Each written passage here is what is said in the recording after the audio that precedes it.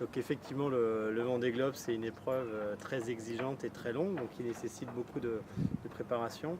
Et dans mon cas, j'ai pu bénéficier d'emblée du soutien inconditionnel de toute ma famille, ce qui est assez rare, je pense, parce que tout simplement, ma femme, bien qu'elle soit pas navigatrice professionnelle, est quelqu'un qui aime beaucoup naviguer. On s'est d'ailleurs rencontrés en étant concurrents sur une course transatlantique en solitaire. Donc elle a la passion de la mer, elle comprend ce que c'est que naviguer en solitaire sur un bateau de course.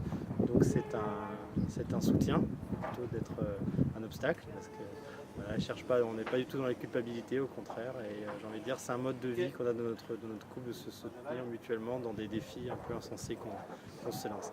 Et quant à mes petites filles, c'est vrai que c'est pas évident, parce qu'elles ont 5 et 7 ans, donc pas forcément la maturité pour bien comprendre tout ce qui se passe.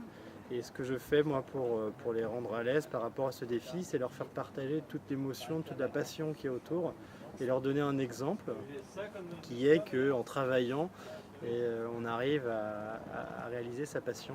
Et après, elles choisiront le sujet qu'elles veulent, la voile ou autre chose, mais au moins j'espère leur donner cet exemple-là.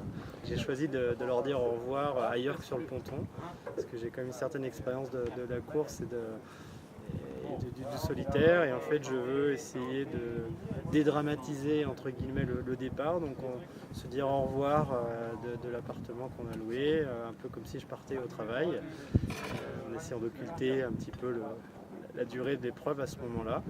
Et puis je vais leur dire une chose qui est que je m'engage, et je me suis engagé depuis le début à mettre un point d'honneur à la sécurité du projet et à faire attention à moi toujours.